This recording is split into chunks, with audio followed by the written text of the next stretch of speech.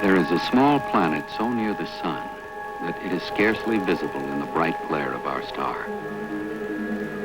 Like an elusive ghost, it is best observed from Earth in the twilight hours, when the sun is gone from the sky. The ancient Romans gave it its name, Mercury. So little was known about the planet that scientists could only guess at its origin and evolution. The best photographs of Mercury added little to our knowledge.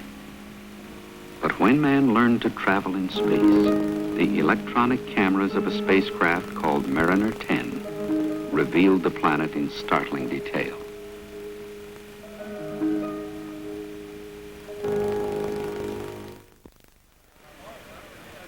In June of 1975, scientists from 5 nations assembled at the California Institute of Technology to exchange the information they had gained from the exploration of the planet Mercury by the spacecraft Mariner 10.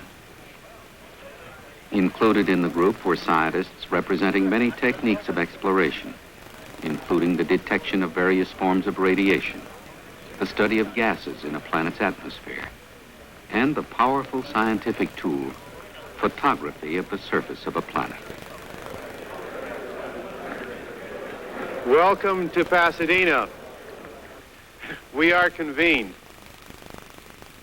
The photographic exploration of Mercury was led by Dr. Bruce Murray of the California Institute of Technology.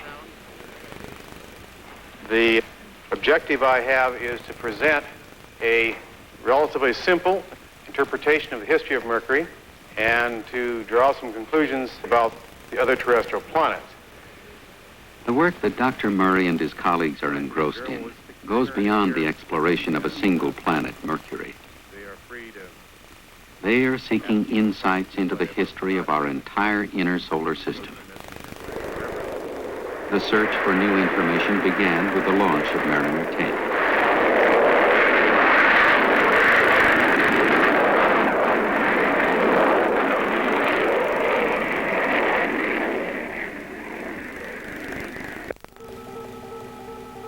After leaving the gravitational field of Earth, Mariner 10 began its long voyage to Mercury. The spacecraft's flight path was carefully chosen to skim past the planet orbiting between Earth and Mercury, cloud-covered Venus. The Mariner 10 cameras at close range were to show us a startling new Venus, a Venus we couldn't see from Earth. Venus has been a real frustration to photograph from the ground because in the visible it's perfectly featureless. There is occasionally a little bit of indentation along the terminator, and occasionally one can see a little structure around the limb. But basically it appears from the Earth to be obscured by an incredible haze.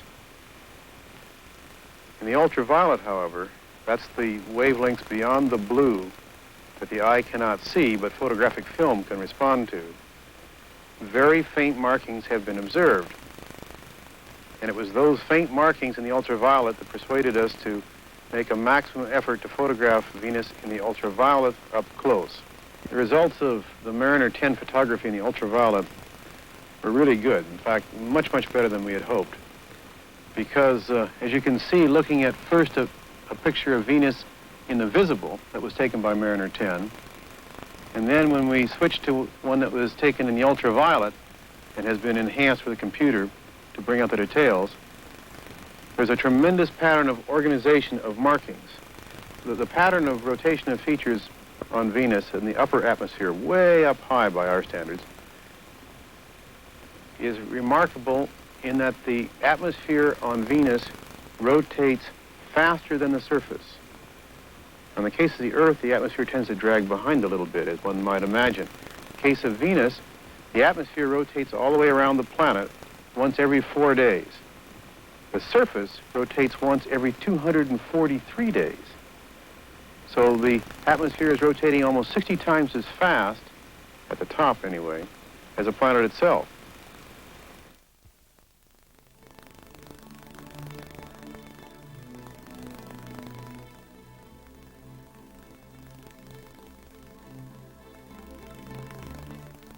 In August of 1990 to March of 1991, we revisited Venus with 1,852 orbits. After an absence of almost 20 years, the spacecraft Magellan removed the veil of Venus, and we see the surface for the first time. We begin with 3 craters in the Alpha Regio area.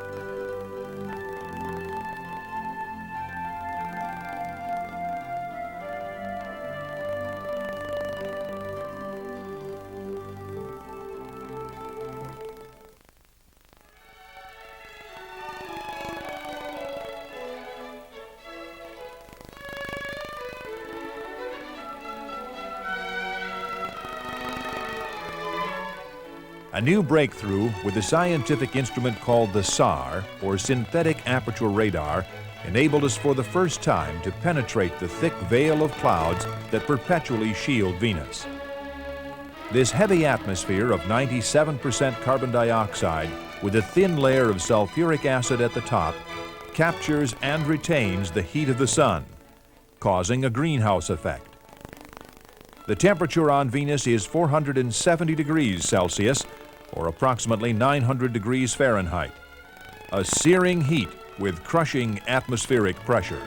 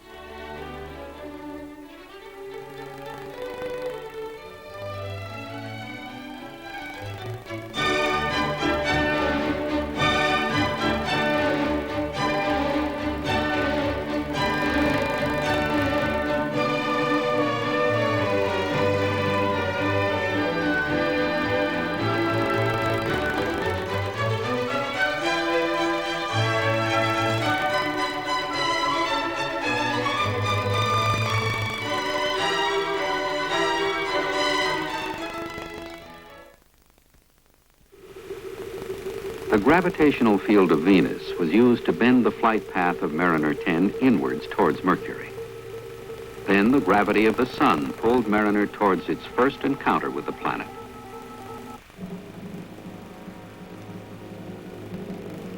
"5 billion years ago, a vast cloud of gas and dust floated through the galaxy we call the Milky Way, the ghostly remains of a great star that had died in a gigantic explosion. The gas and dust is twisted and shaped by magnetic forces, electrical currents, and the subtle pull of gravity. As it swirls around a thickening core, the huge cloud gradually flattens into a disk. Dust and gas gravitate slowly inwards, and eddies begin to form in the cloud.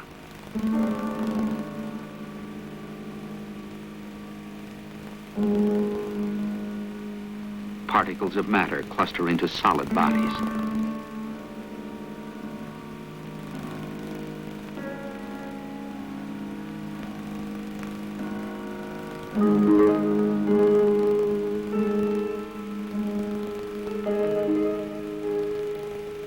The larger bodies continue to grow, sweeping up particles and dust as they orbit the condensing core of the disk and begin to heat under the increasing gravitational pressures.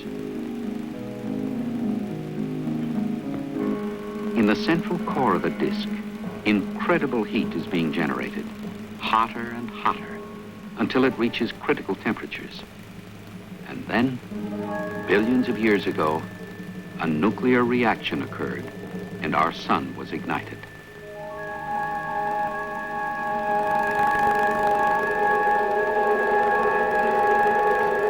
Its intense radiation repels the surrounding gas and dust. The increasing heat of the inner planets has formed them into molten spheres. Mercury, like the other inner planets, is continuously bombarded by debris that form craters on its surface. In the final stages of its formation, Mercury glowed from internal heat. Hot lava was forced to a surface being torn by collisions with masses of rock that were shaping the planet. The same heat that triggered the lava flows also melted rock and metals in the interior of Mercury. Heavy iron concentrated at Mercury's center to form a dense core, which was overlain by a thin shell of lighter material brought to the surface by lava flows.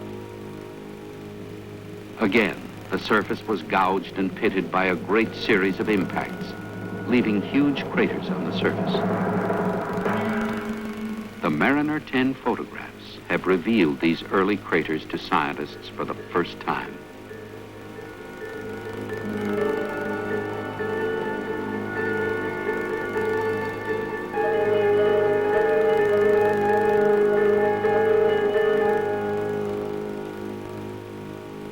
One of these craters was formed by a massive rock, perhaps a small planet that crashed into Mercury.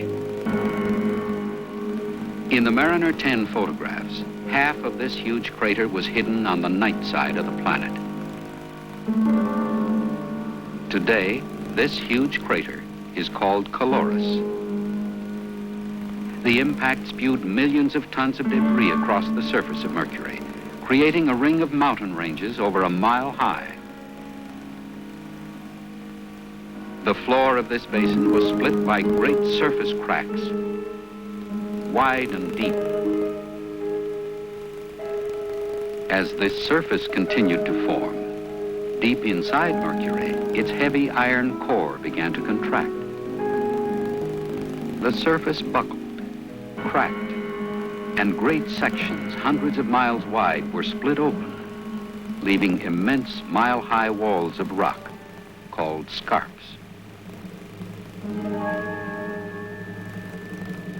Again, there was a great flow of lava covering many of the large craters and leaving smooth, flat plains.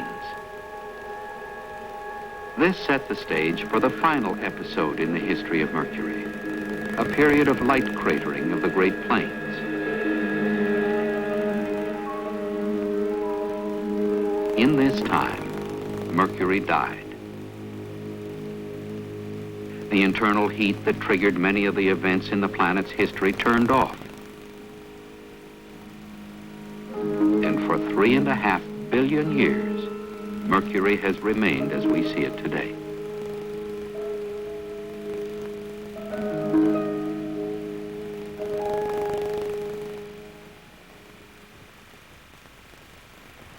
Before Mariner 10, there were a multitude of possible Mercuries. Now there's only one, the Mercury of craters and basins and plains. And this illustrates how photography can be an exploratory tool. It displays features which were perhaps never even anticipated and then sometimes could not even be imagined before the experiment was flown. In a sense, it provides answers to questions that were not even asked. This was true at Mars when Mariner 4 returned pictures of what appeared to be a moon-like surface. It had been expected that Mars might be very much like the Earth, with folded mountain ranges and many other Earth-like features. Instead, it looked like the moon, and that was a big shock. And it was an even bigger shock when Mariner 9 in 1971 visited Mars again and found huge volcanoes and even some peculiar sinuous channels that looked like they might have been formed by flowing water at some point in Mars's history. Now Viking has transported man's vision to the actual surface. The fantasy of science fiction has been replaced by the strange, lonely reality of the Martian landscape. When Mariner 10 flew by Venus, it discovered an unexpectedly well-organized set of cloud motions. And the unexpected was certainly encountered in the case of Mercury, which turned out to exhibit not only moon-like features on its surface, but a sequence of events there that seemed to be very similar to those of the moon. And that's extraordinary, because Mercury is very different inside compared to the moon. And that means it must have had a different history of heating and modification of the surface from the inside. And furthermore, it lives in a very different part of the solar system, much closer to the sun. And therefore, it must have experienced a different exterior history as well. And yet, the pictures show that Mercury has a surface history very similar to that of the moon. And to me, that's extraordinary. A comparison of the craters on the moon, Mercury, and Mars shows that these inner planets were subjected to cratering at the same time. Before Mariner 10, it was believed that the source of cratering of the inner solar system was the asteroid belt orbiting beyond Mars. Because of the difference in distance from the belt, it was assumed that no two planets would be cratered the same. Those planets farther from the asteroid belt, like Mercury, would have fewer craters. But a careful count of the craters on Mercury and a comparison with those on the moon and Mars showed them all to be roughly equal. If the crater count is equal, then the source could not be the asteroid belt, but must have come from elsewhere in the solar system. One strong possibility is the planet Jupiter, with a gravitational attraction second only to the sun. It is possible that on 2 occasions, Jupiter literally hurled millions of tons of rock inwards towards the sun to impact the planets of the inner solar system, including Mercury.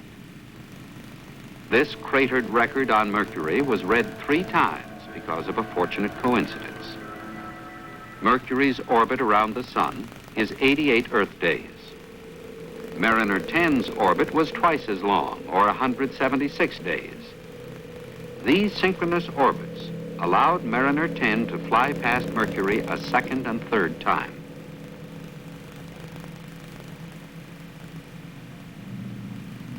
The path of the first flyby was on the dark side of Mercury.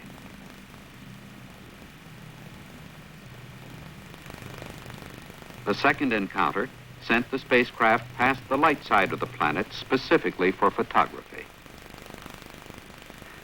After another 6-month journey around the sun, Mariner 10 made its third and final encounter to look again at a major discovery made during the first flyby: the presence of a magnetic field around Mercury, similar to Earth.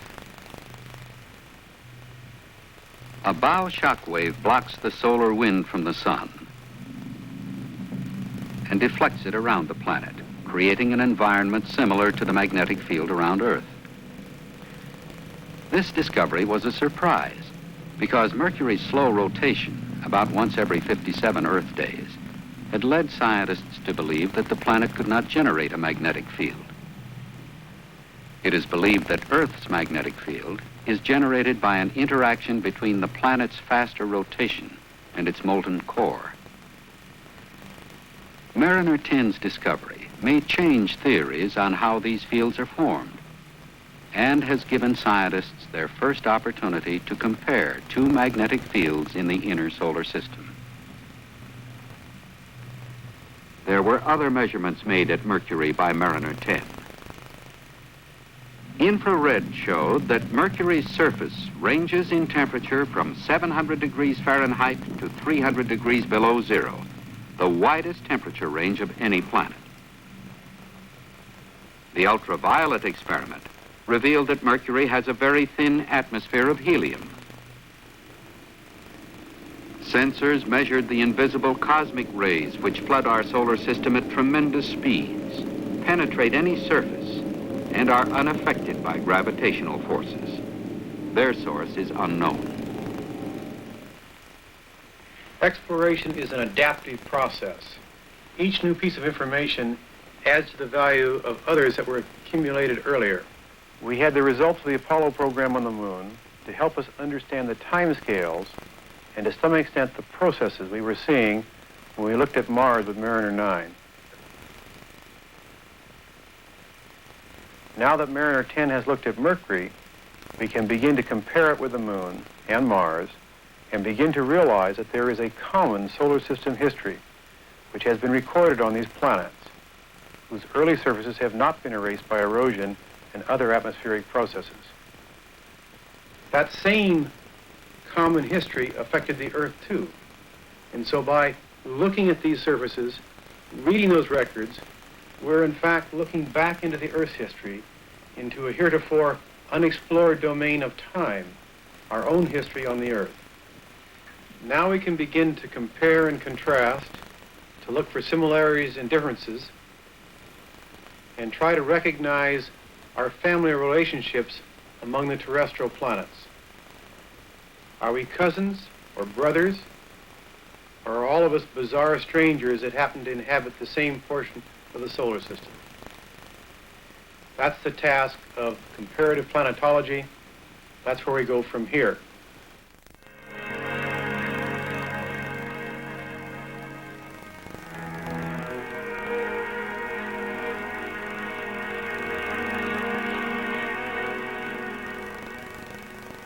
Of all the planets in the solar system, Earth and Mars, the third and fourth planets from the Sun, are the most similar. But despite the similarities, Mars is essentially like no other planet. It is a unique world. It was an elusive and baffling planet to astronomers for hundreds of years. Through early telescopes, it appeared to be a small red sphere, later estimated to be about half the size of Earth.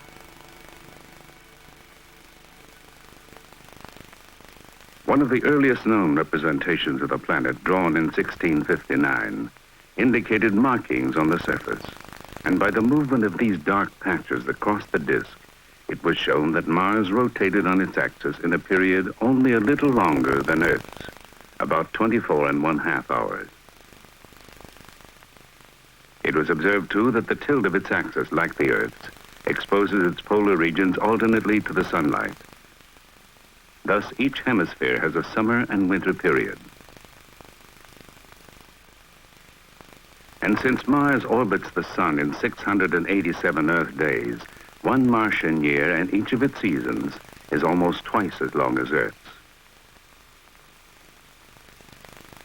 Later mappings of the planet displayed light and dark regions identified erroneously as continents and oceans. The land masses red as the sandstone districts on Earth, the water a greenish blue. In 1877, an Italian astronomer, Giovanni Schiaparelli, discovered what he called canali, or channels, resembling, he said, the finest threads of a spider's web drawn across the disk. In America, Percival Lowell founded an observatory to study these Martian features. Massive irrigation systems, he called them, designed to carry water from the melting ice caps to the major centers of a dying civilization. Science fiction writers populated the cities with terrible creatures of heroic size, with skills beyond Earthman's dreams.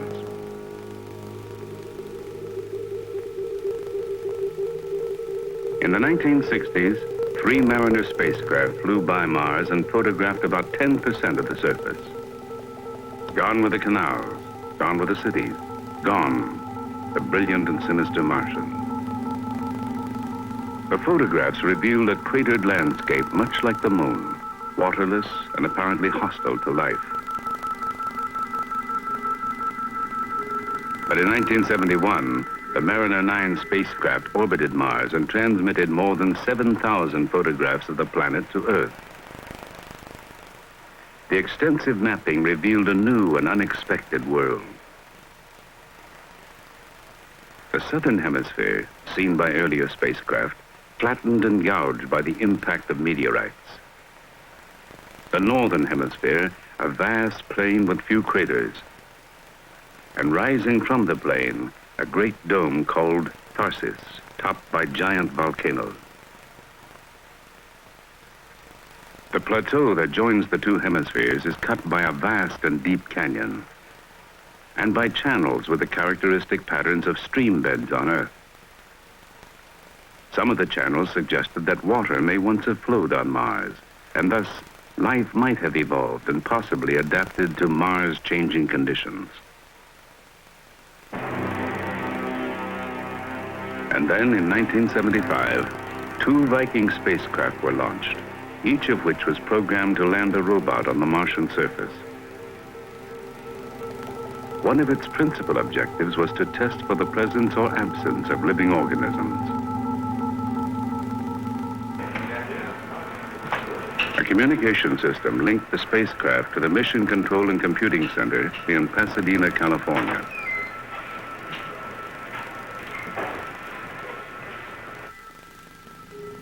On June 19, 1976, the first Viking arrived in the vicinity of Mars after a year-long journey of more than 400 million miles.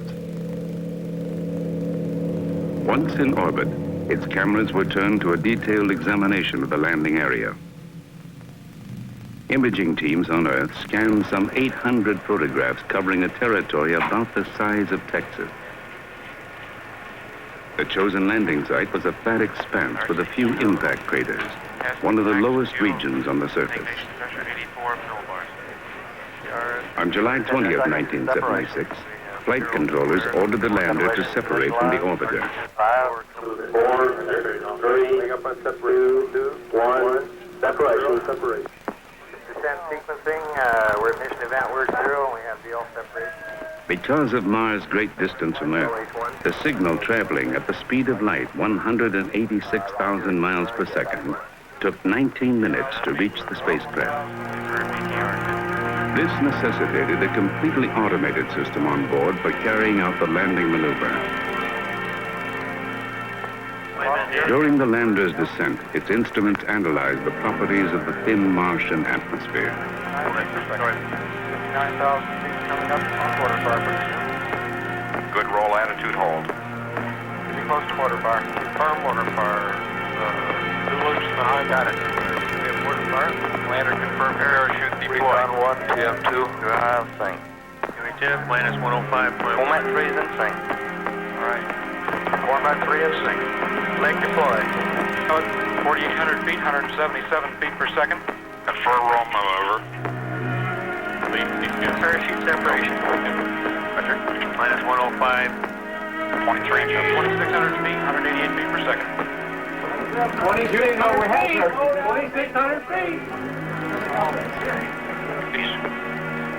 366 feet, 73 feet per second. ACS is close to vertical. Nav is green for touchdown. ACS is green, 1.5 degrees per second max, 0.2 Gs. Feet per second. Touchdown, Win. Fantastic. 16 kilobits confirmed. Yes, we have a touchdown time of 12 hours, 12 minutes, 07.1 seconds. A job very well done. Outstanding, great, navigation, perfect. I'm assuming that we must be sitting right on the X. So that's the smooth area. So everybody just did fabulous and couldn't be more pleased. Thank you. 25 seconds after landing, one of the 2 cameras was initiated and scanned the first picture of the Martian surface. About a half an hour later, when it started to come back from the orbiter, and we got the first 7 lines on the TV monitors, you could see gray and white light levels, and we knew there was something there. Look at the beautiful rock. Fantastic. And all of a sudden, we were looking at the surface of Mars, and it was clear, it wasn't dusty, it was sharp. And when we got to the end of that first picture, with the dust and small pebbles in the footpad, it was just, it was really a miracle.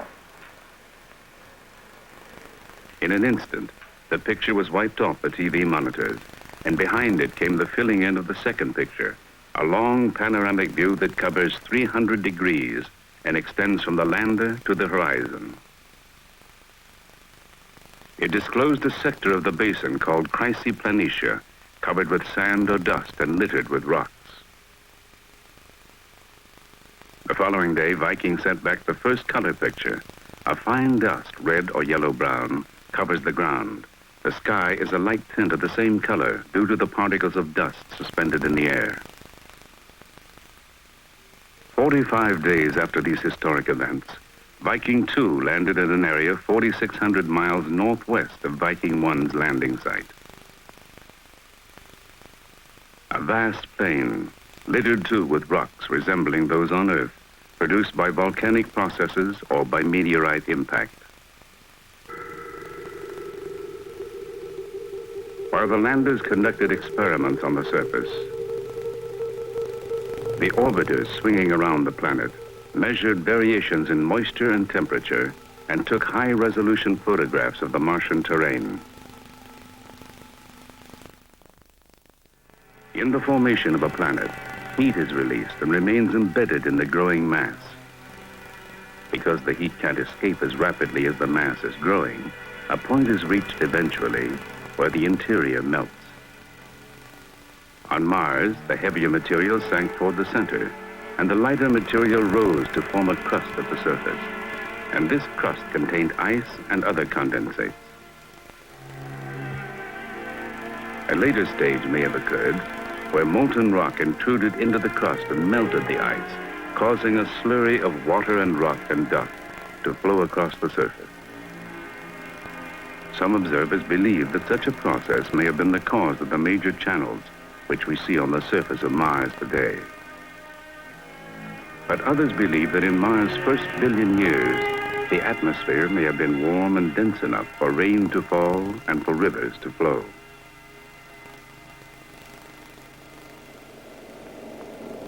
Gradually, the original thick, wet, and warm blanket of the atmosphere evolved into the thin, dry carbon dioxide atmosphere we find there today. Because of Mars' low atmospheric pressure and low temperatures, water can't exist in liquid form. It must either freeze or evaporate. But while there are no oceans or rivers on Mars, there is more water in total than anyone had expected. The residual polar cap in the north, which remains after the hottest part of the northern summer, is water ice mixed with dust. And the measurements of the seasonal behavior of water vapor over the planet suggest that there is a vast reservoir of ice beneath the surface, so that one can think of the residual polar cap as the tip of an iceberg protruding from a sea of rock. At lower latitudes, the water vapor condenses to form clouds that ride high in the atmosphere or swirl around the slopes of Martian volcanoes. And further south, in the canyons and valleys, there is frequently an ice haze seen to form and evaporate in the early hours of the morning as the sun warms the atmosphere. On Earth, the ocean's heat and moisture and the heat and air currents over land masses interact to produce complex weather patterns. On Mars, because of the absence of large bodies of water and of massive cloud covers, the weather doesn't vary much from day to day. Like a remote weather station on Earth, Viking's meteorology instrument measures Mars' atmospheric pressure, temperature, wind speed, and wind direction. Temperatures range from minus 122 degrees Fahrenheit just after dawn to minus 22 degrees in the mid-afternoon. Light winds from the east in the late afternoon change to light winds from the southwest after midnight. Maximum wind speed is 15 miles per hour. But in the early summer, the heating of dust particles in the air generates violent dust storms in the low regions of the planet. Driven by winds that reach 150 miles an hour, they may blanket the entire planet in a few days. In order to understand the geology and physics of wind-blown particles on Mars, we're conducting a series of experiments using this this enormous space environment chamber here at NASA's Ames Research Center. We've placed an open circuit wind tunnel in this chamber, and we're able to operate at atmospheric surface pressures comparable to those on Mars. In this particular series of experiments, we have placed a crater model in the tunnel floor, and we want to determine the zones of erosion and deposition around the crater. In this particular case, we're going to let the wind blow across the crater and see what those zones of erosion and deposition are like. The light and dark streaks associated with craters are the most common features on the surface of Mars related to wind. The light streaks are deposits of fallout from the global dust storms. The dark streaks are regions from which a thin layer of light material has been removed, revealing a darker underlying surface. These streaks serve as wind markers. Their patterns define the wind flow.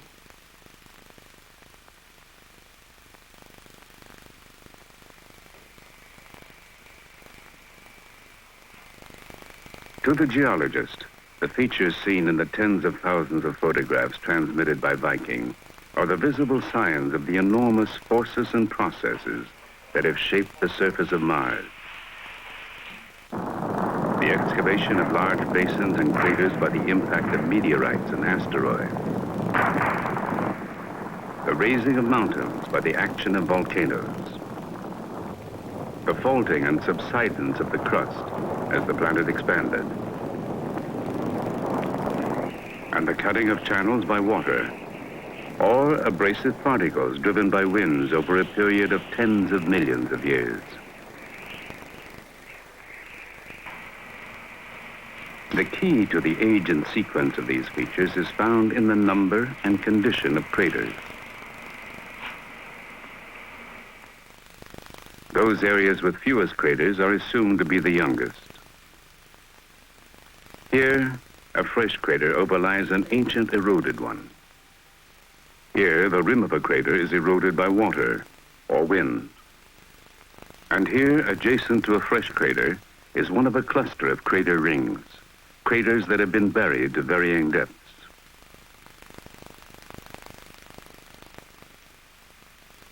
Over millions of years, the repeated flows of lava built the volcanic mountains of Mars. 12 are larger than any on Earth. The largest, Olympus Mons, rises 3 times higher than Mount Everest and is broad enough to cover the whole chain of volcanoes that form the Hawaiian Islands. The great gash that cuts through Mars' equatorial zone is Valles Marineris, a mighty canyon system that extends over an area more than 3,000 miles long and up to 400 miles wide, and drops 4 miles below the flat cratered surface of the plateau. Canyon walls are gullied, dissected by tributary canyons, or scarred by catastrophic landslides, leaving steep cliffs and great fractured surfaces. Extending for 30 miles on the canyon floor is a field of sand dunes, suggesting that some of the debris produced by the collapse of the canyon walls was removed by wind.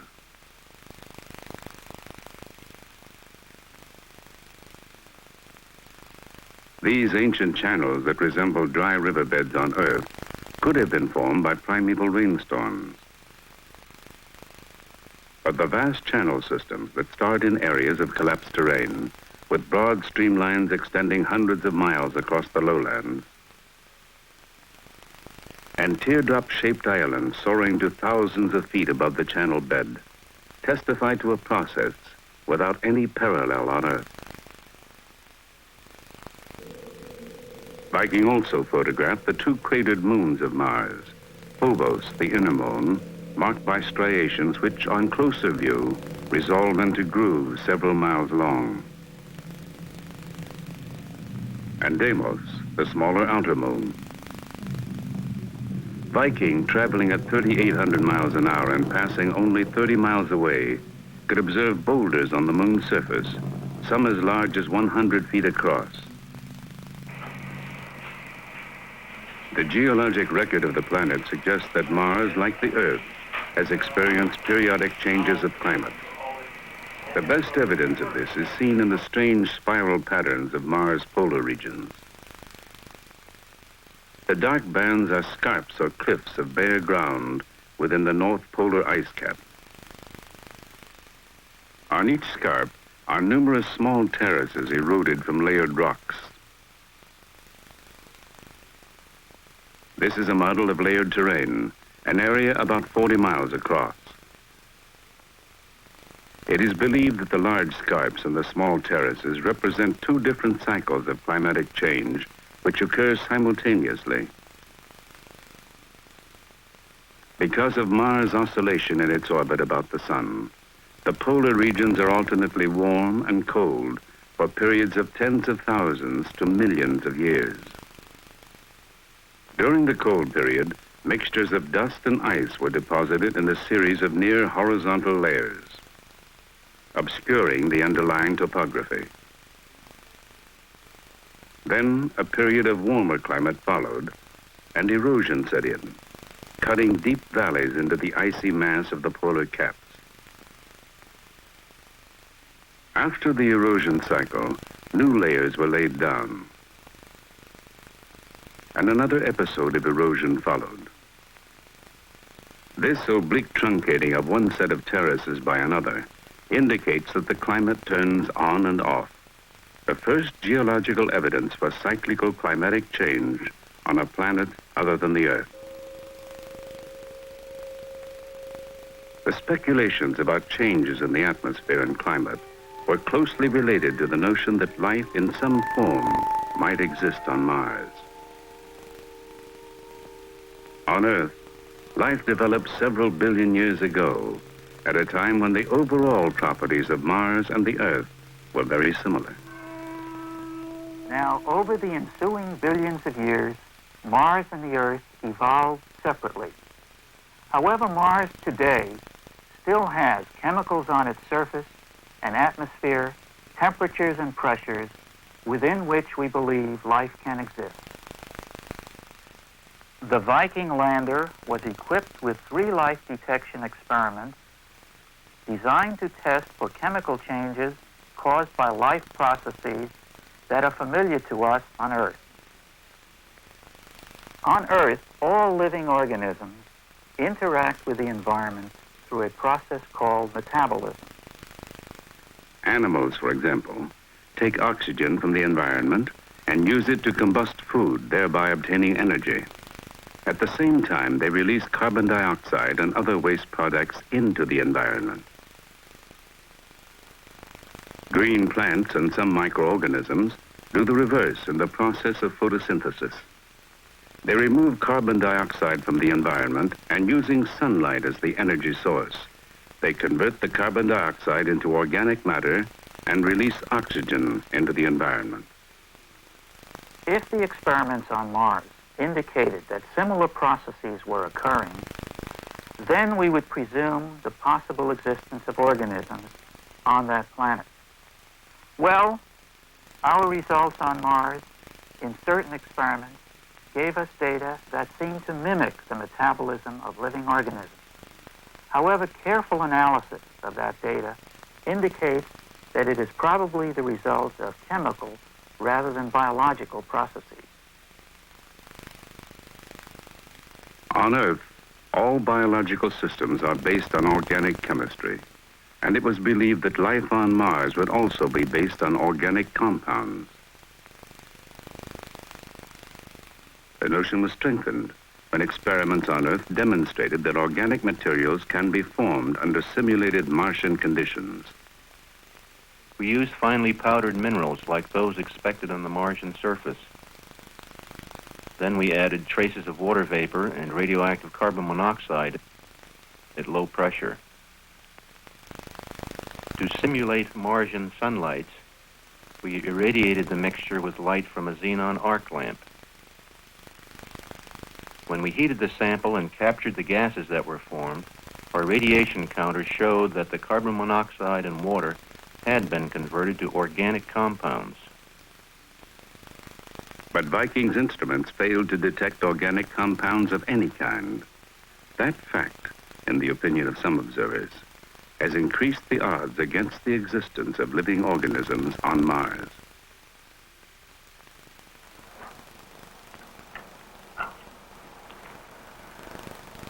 If we were able to do 1,000 experiments, different experiments on Mars, and to do these in a wide variety of places on Mars, in the canyons, on the polar caps, in some deep areas of the surface, and if in all of these experiments we got negative results, then the answer to the question, is there life on Mars, would almost certainly be no.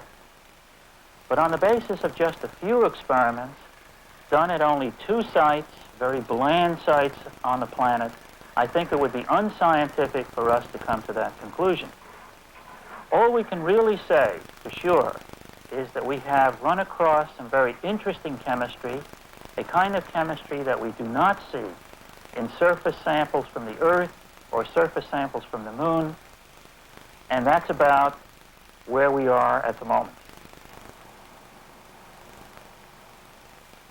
Today, in laboratories across the nation, scientists are trying to simulate the results that we obtained on Mars.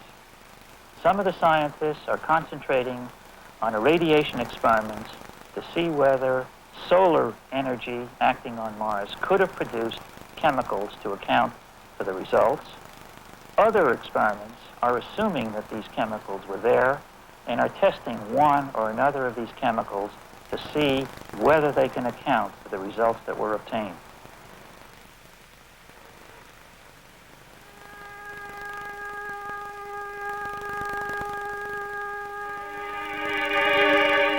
The question of life on Mars is only one of the inexhaustible number of questions for which we continue to seek answers in space.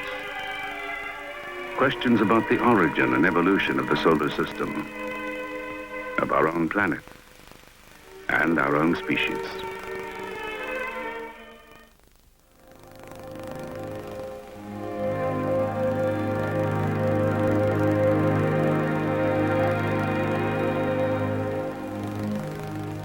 The Voyager team of engineers and scientists spent 7 years designing and planning for the exploration of Jupiter and Saturn. The spacecraft are endowed with intricate logic systems and, when necessary, can make their own decisions without contact from Earth. They carry instruments for 11 science investigations of the outer planets and their moons.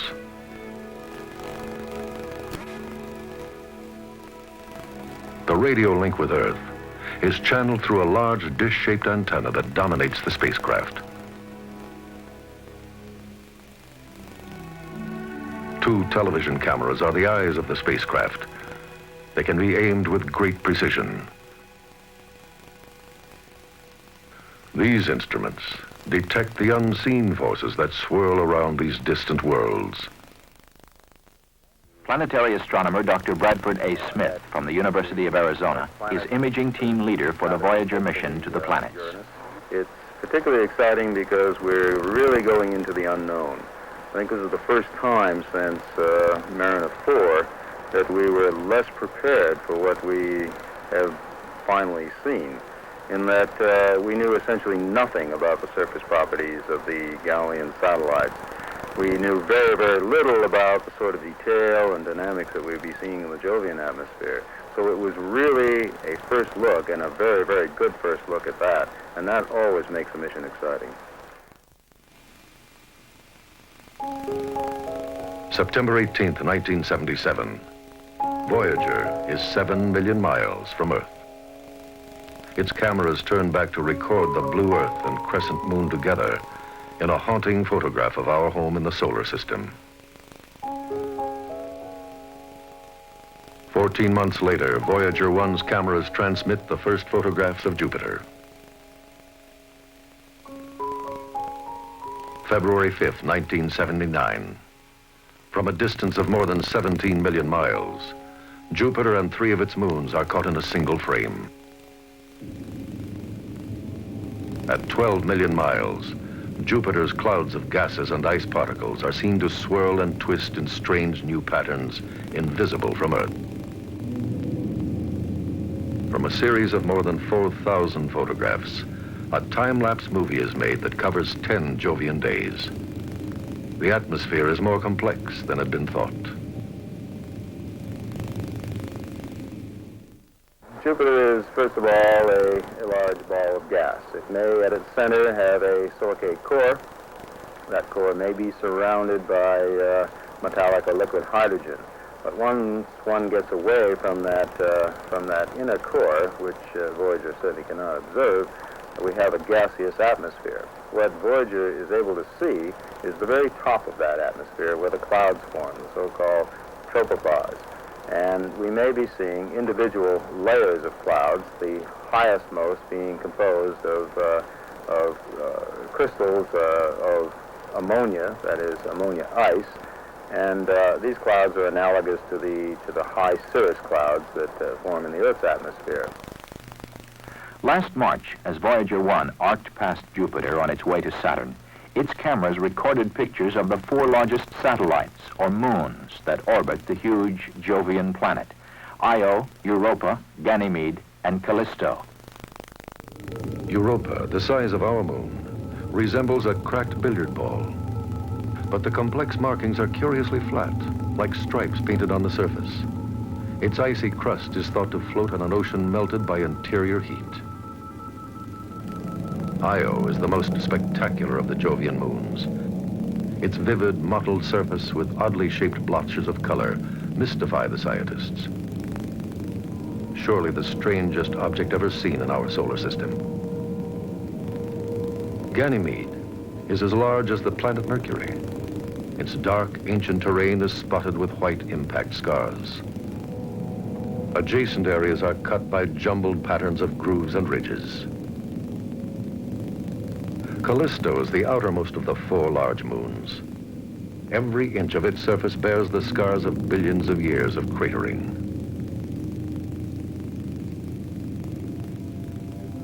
Two scientific discoveries occurred during the first flyby of Jupiter. On March 4th, 1979, Voyager 1's cameras photograph a faint ring of particles surrounding Jupiter. Several months later, Voyager 2 photographs the dark side of Jupiter. Backlighting by the sun produces a spectacular view of the ring. It is ribbon-like, 3,600 miles wide.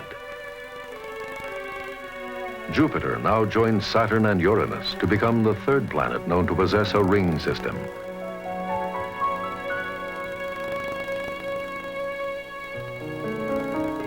A second discovery solves the mysteries of Io's bizarre surface. On March 8, 1979, Voyager 1 takes a remarkable photograph of Io. During a routine study of optical navigation, an engineer sees what at first appears to be a crescent cloud. Scientists soon realize that it can only be a volcanic plume erupting from Io, a huge fountain of molten sulfur, gas, and bits of rock surging upward against the moon's weak gravity. A re-examination of Io photographs reveals other active volcanoes, the first seen beyond Earth.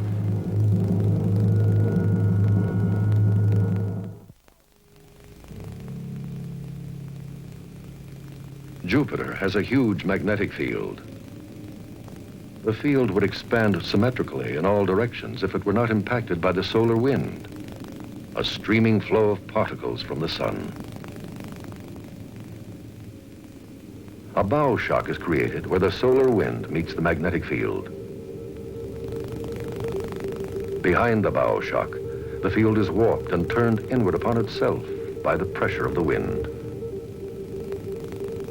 It is formed into a long tail that extends 500 million miles to the orbit of Saturn.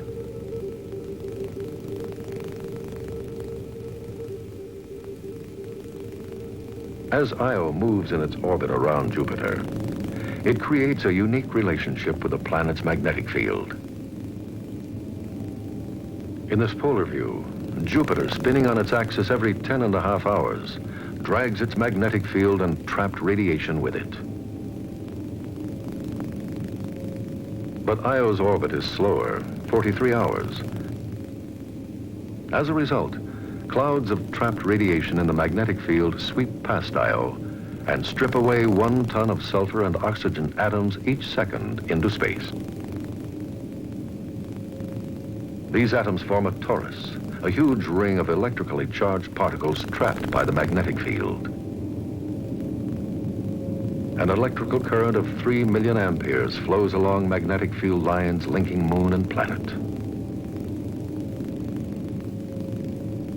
Torus material flattens the magnetic field and flows away from Jupiter to create the current sheet, a thin sheet of charged particles which distorts the field near the magnetic equator.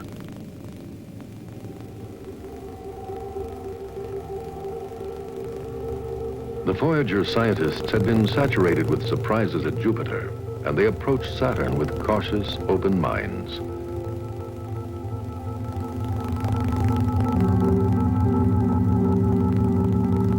In this computer-generated film, Voyager is shown as it arrives at Saturn after a journey from Earth of 4 years and 1 billion miles. The planet's rings are targeted for special study. They present the first of many surprises.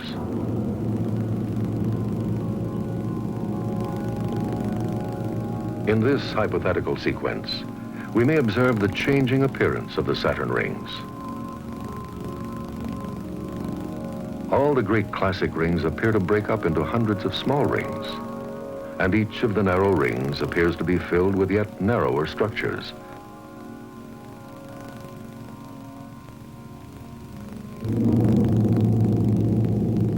Voyager 2's flight path allows scientists to make a unique study of the rings. A light-sensing instrument is pointed through the rings at the star Delta Scorpii, more than 587 light-years away. The amount of starlight passing through the rings is measured. The experiment finds that what appears to be hundreds of rings are waves in a sheet of icy particles with only a few gaps. The rings hold yet another surprise: dark streaks that orbit with Saturn and then vanish. They are clouds of dust suspended above the ring by some unknown method.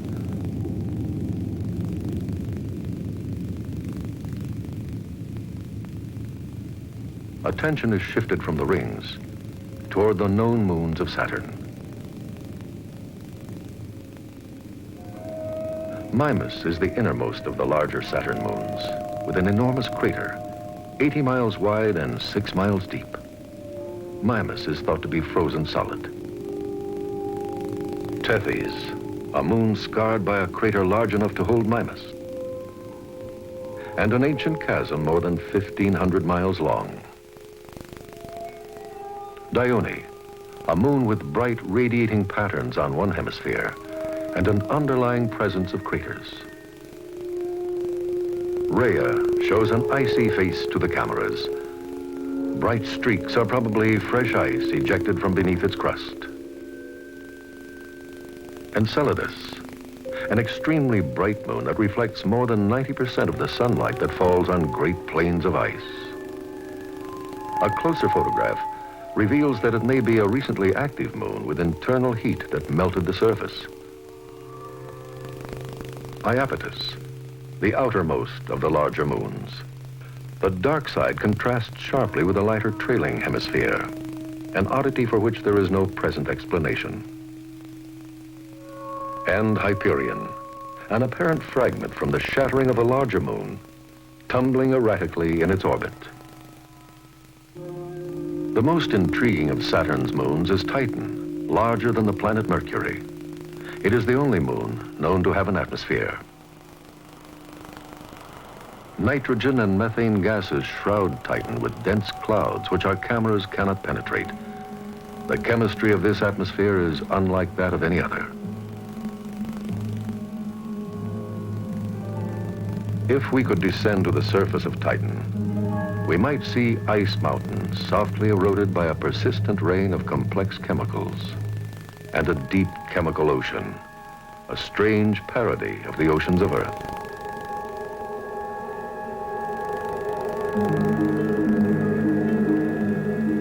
Titan's atmosphere, like the ancient atmosphere of Earth, contains pre-life chemicals, but is too cold for life to evolve.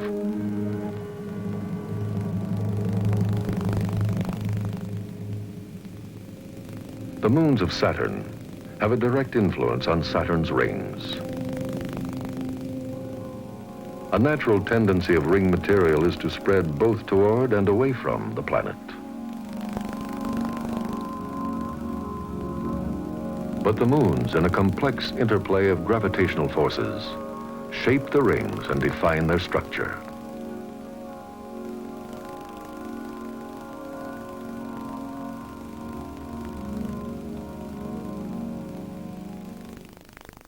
Jupiter and Saturn have not yet cooled off.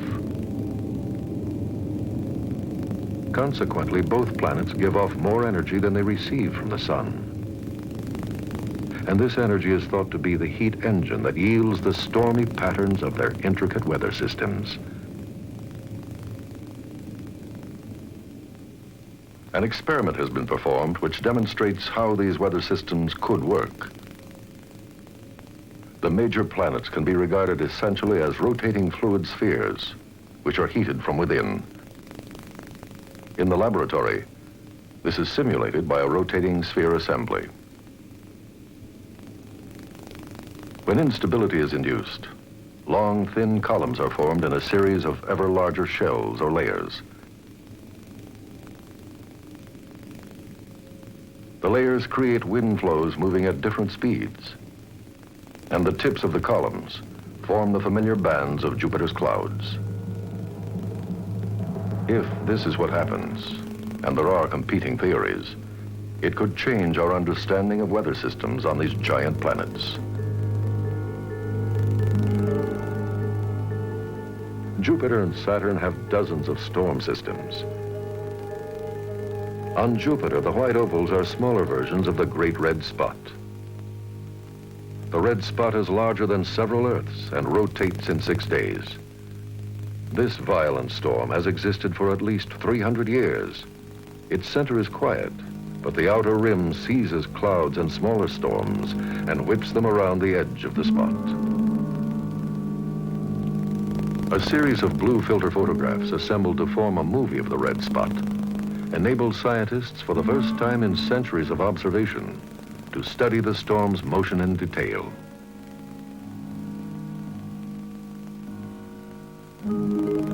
Saturn's atmosphere appears similar to Jupiter's, with alternating dark belts and bright zones, alive with eddies that swirl and dissipate their energy into atmospheric circulation.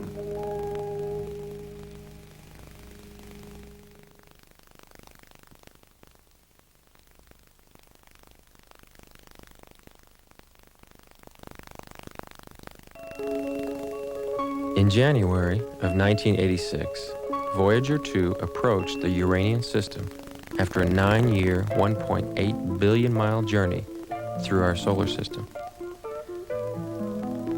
Voyager 2 had come out of cosmic hibernation to explore Uranus, the 7th planet from our sun. In the next 10 hours, we would learn more about Uranus from Voyager 2's radio transmissions than we had in the previous 200 years of scientific study from Earth, including the discovery of 10 new moons and 3 more Uranian rings. Uranus had remained totally hidden until its discovery by William Herschel in 1781. Herschel was mapping the stars with his newly developed telescope when he spied an eerie, pale blue planet like no other in our solar system. Uranus's unusual color results from the absorption of red light by a high concentration of methane gas in its deep, cold, and remarkably clear atmosphere. This false color Voyager picture shows a discrete cloud seen as a bright streak at the upper right of the planet. The cloud's discovery was made possible by a series of Voyager images shuttered through violet, blue, and orange filters. Each of these color images shows the cloud to a different degree. In a true color image, the cloud would be barely discernible. The darker shadings at the upper right of the planet correspond to its day-night boundary. Beyond this boundary lies the hidden northern hemisphere, which remains in total darkness as the planet rotates. This is caused because Uranus, unlike any other planet, does not rotate about its poles, but rather on its side. This means that its southern pole always faces the sun, and its northern pole always faces away. Many scientists believe that a speeding cosmic bullet about the size of Earth struck Uranus and caused it to tilt over. Using Earth as an example, the Uranian southern pole would be approximately where Los Angeles is, and the northern pole would be in the Indian Ocean off the coast of Madagascar. Another strange discovery by Voyager 2 was that Uranus's hidden northern pole is actually warmer than the South Pole. This oddity is caused by some unknown internal heating process. Uranus does not exhibit any seasonal characteristics. Its temperature only fluctuates 3 degrees about its average surface temperature of minus 350 degrees Fahrenheit. Its rotation is extremely fast. 1 Uranian day is equivalent to 16 hours on Earth. This ice-laden planet, which is 4 times the size of Earth, has a unique system of rings. In this false color image, showing all 9 rings, we can see the 3 newly discovered innermost rings near the bottom in faint off-white tones. The outermost and brightest ring is known as Epsilon. Uranus's rings contain much larger and distinctly different particles than had been seen in Saturn's rings. The Uranian rings contain particles that are 10 times larger, measuring a meter or more in diameter than Saturn's marble-sized particles. Uranus's rings, blacker than coal dust, are one of the true wonders of space. Unlike the wide, symmetrical bracelets of icy particles circling Saturn, these rings are warped, tilted, and bizarrely elliptical and can vary in width by many miles. Uranus's gravitational pull, which was used to redirect Voyager 2 towards its next encounter with Neptune, also brought the spacecraft very close to the 5 previously known Uranian moons. Voyager 2 made its closest encounter with any of the moons when it flew by Miranda at a distance of approximately 18,000 miles. This innermost large moon shows unusual chevron features in regions of distinctly grooved terrain. Some of these grooved patterns indicate cliffs up to 3 miles high, higher than the walls of the Grand Canyon.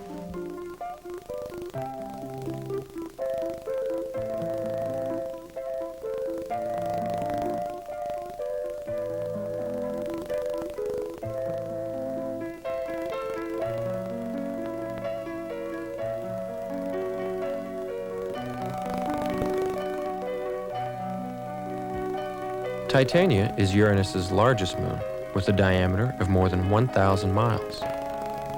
One of the most prominent features of this moon is a fault valley that stretches for hundreds of miles and is 50 miles wide. In this valley, the sunward-facing walls are very bright. While this is due partly to the lighting angle, the brightness also indicates the presence of a lighter material, possibly young frost deposits. Another of Titania's distinguishing features is a massive, ancient crater formed during a violent period in Uranian history.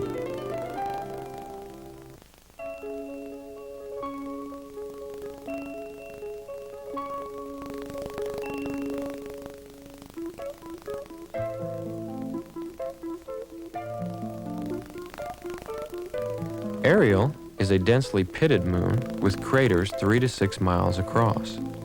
Numerous valleys and faults crisscross its pockmarked terrain. It is uncertain whether these sinuous features have been formed by faulting or by the flow of fluids.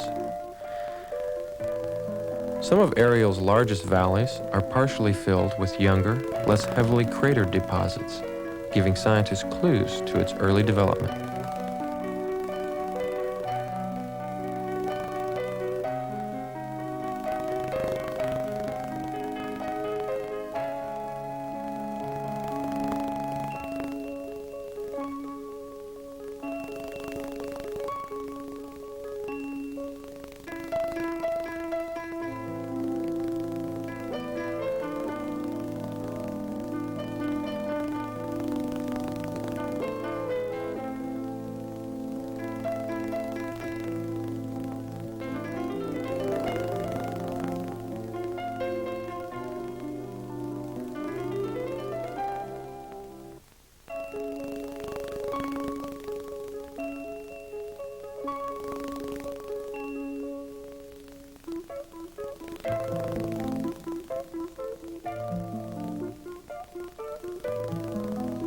Umbriel is the darkest of all the Uranian moons.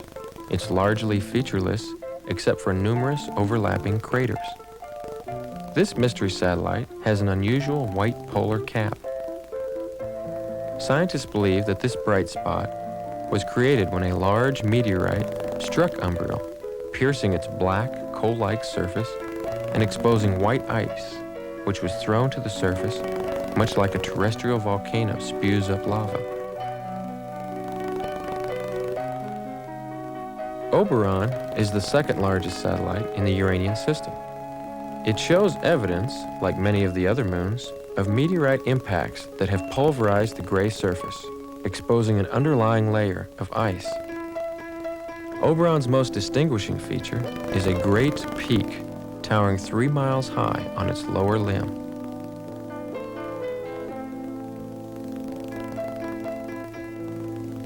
The tremendous amount of data on the Uranian system, sent back by Voyager 2, will challenge the scientific team of the Jet Propulsion Laboratory for many years to come. Meanwhile, Voyager 2 will go back into hibernation for its 3.5-year journey to its next encounter, Neptune.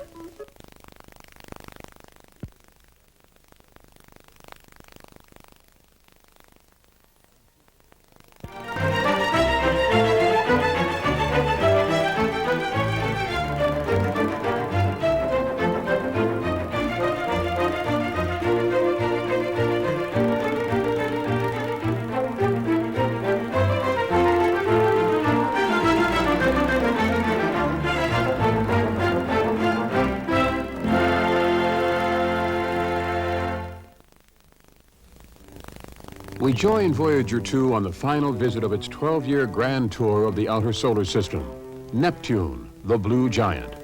Voyager has traveled over 7 billion kilometers to reach its final planet.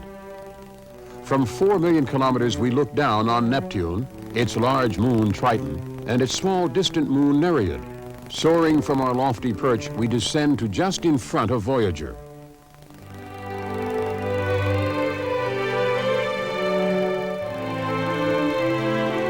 The spacecraft camera pans left to Nereid, about which almost nothing is known. These are the best images Voyager will take of the moon. Nereid is so small that we must take animator's license, zooming in by a factor of 20 to reveal its features. As the observation concludes, we pan back to Neptune.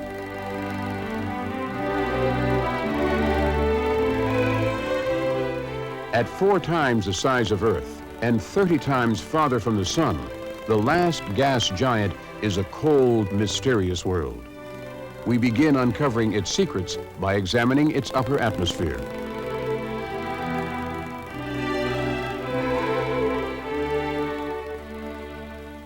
Neptune may possess partial rings called ring arcs, the likes of which have never been seen before. We zoom in to study one arc in detail. Voyager's camera tracks the arc as it orbits Neptune.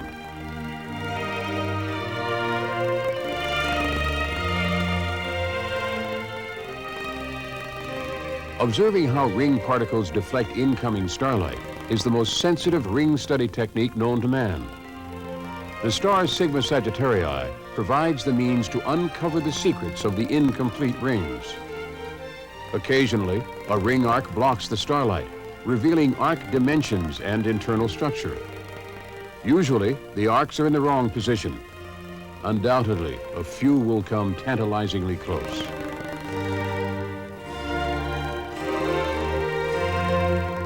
About an hour before closest approach, we pass immediately above the ring arc region. As Voyager makes the traverse, it measures and records multitudes of tiny ring particle impacts.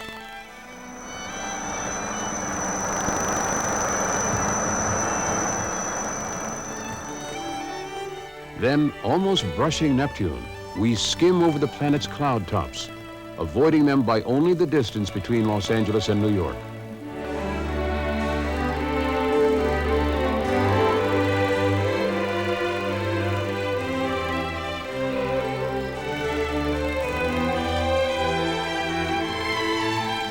The spacecraft rolls to realign its instruments. Then we turn our attention to Triton. Triton is equally as fascinating as Neptune. Roughly the size of our own moon, Triton is one of only 2 satellites in the solar system known to have its own atmosphere. In addition, it orbits backwards around Neptune. These features make Triton unique amongst all moons. Our highest resolution pictures of the surface of Triton are provided by this 12-image mosaic. We pass within 38,500 kilometers of the surface.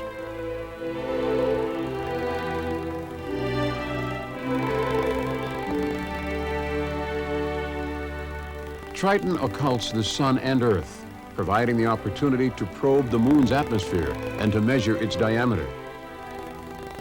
After rolling to the star Canopus, we take a departing wide-angle crescent shot of the sunlit south pole of Triton. The first grand tour has ended, but Voyager's legacy will continue as it ventures beyond the solar system into the vastness of interstellar space. There, having paced upon the heavens overhead, it hides its face amidst a crowd of stars.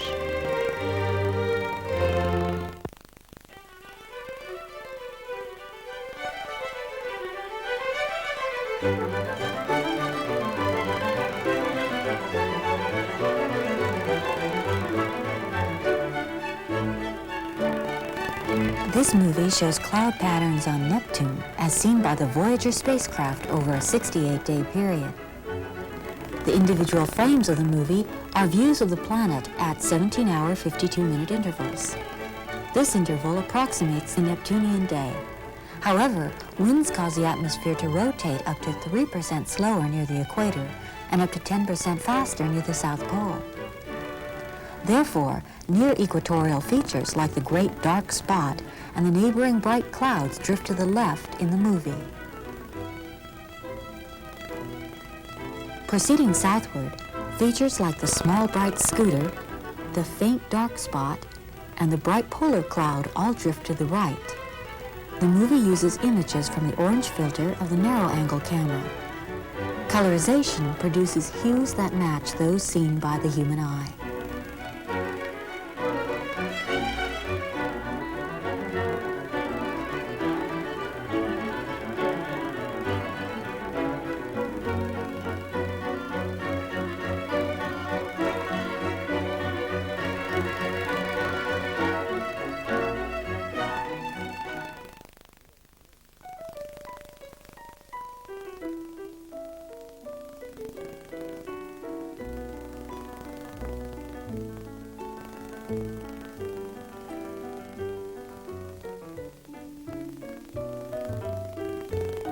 This polar view shows cloud patterns on Neptune as photographed by the Voyager spacecraft.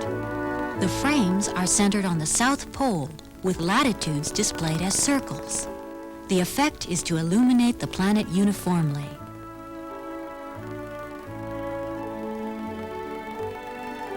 Winds cause features near the equator like the Great Dark Spot to rotate slower.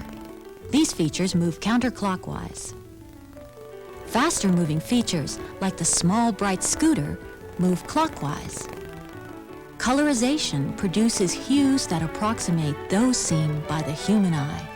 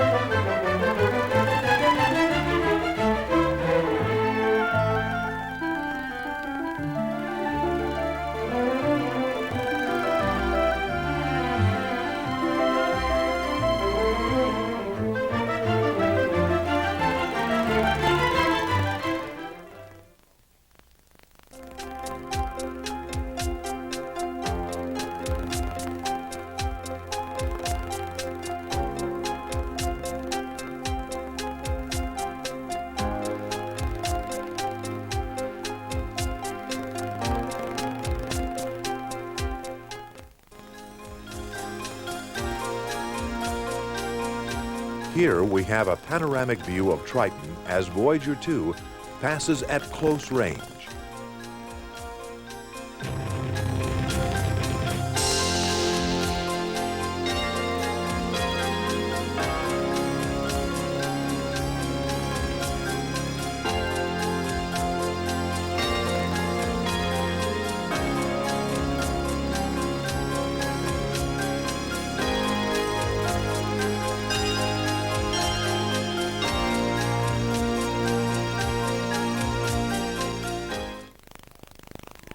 In the next sequence of photos, taken as Voyager begins its traverse into outer space, we have turned and are now looking back at Triton from a distance of approximately 29,000 miles.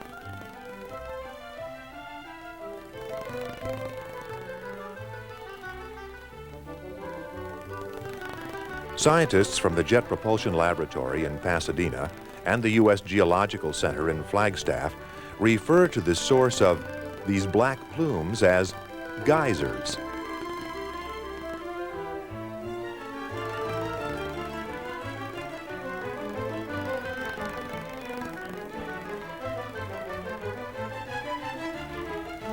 The apparent up and down repetitive photo sequence is the result of comparing shots from two positions of Voyager for better viewing.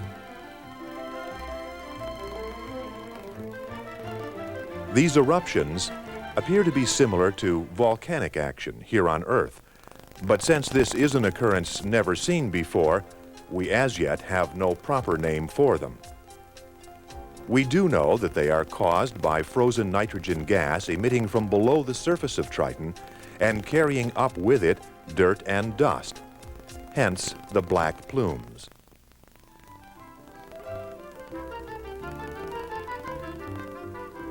Volcanoes here on our Mother Earth planet, on the other hand, eject hot gas and lava, whereas geysers emit water or steam.